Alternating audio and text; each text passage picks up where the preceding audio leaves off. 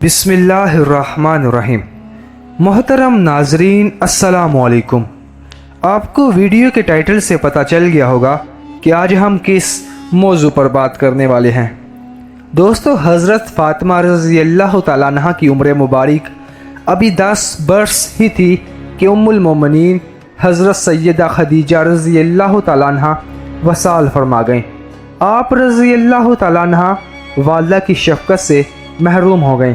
نبی کریم صلی اللہ علیہ وآلہ وسلم نے، جو کہ اس وقت اپنے ہر دل عزیز چچا حضرت ابو طالب رضی اللہ تعالیٰ عنہ کے وصال پر غمگین تھے، اپنی غم گزار بیوی کی جدائی بھی ان کے لیے ایک بڑا امتحان تھی۔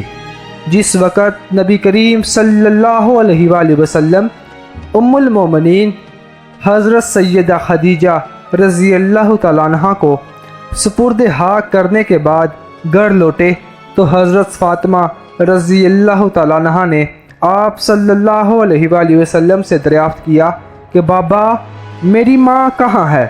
کریم صلی اللہ علیہ وآلہ وسلم نے اللہ عز و جل کے فرمان کے مطابق دلاسا دیتے ہوئے فرمایا کہ بیٹی، ماں اس وقت جنت میں موتیوں سے بنے ہوئے محل میں موجود ہے۔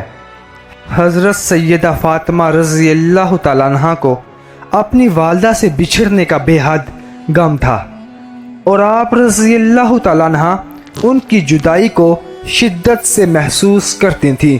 آپ رضی اللہ تعالیٰ عنہ کی تربیت چونکہ ایک نیک سیرت ماں نے کی تھی، اس لیے آپ رضی اللہ تعالیٰ عنہ نے اس چھوٹی عمر میں بھی اپنے والد بزرگ و گوار نبی کریم صلی اللہ علیہ وآلہ وسلم کی ذمہ داریاں سنبھال لیں، اور نبی کریم صلی اللہ علیہ وآلہ وسلم سارے دن کی صبر آزمات تبلیغ کے بعد گھر لوٹتے تو آپ رضی اللہ تعالیٰ عنہ آگے بڑھ کر ان کی دل جوئی فرماتی، اور نبی کریم صلی اللہ علیہ وآلہ وسلم بھی جب آپ رضی اللہ تعالیٰ عنہ کا چہرہ دیکھتے تو ان کی ساری تھکاوٹ دور ہو جاتی تھی۔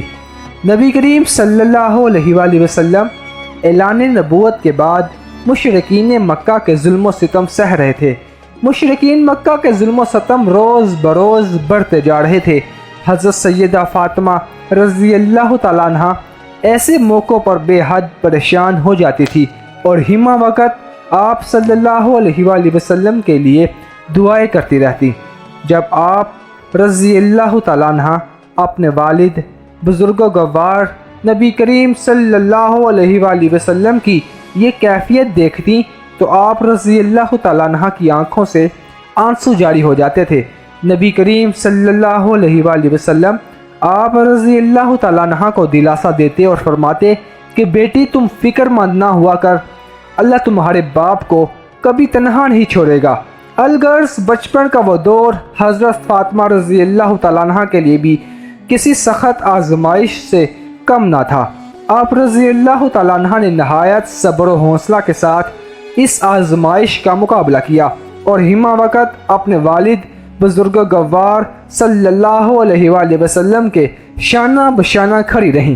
بچپن کا دور جو کہ کسی بھی بچی کے کھیل و کود کا دور ہوتا ہے، وہ زمانہ آپ رضی اللہ تعالیٰ عنہ نے مصائب کا مقابلہ کرتے ہوئے بسر کیا۔ اور اگر آپ کو یہ ویڈیو پسند آئی ہو تو ہمارے چینل کو ضرور سبسکرائب کریں تاکہ ہر نئی آنے والی ویڈیو سے آپ باخبر رہ سکیں۔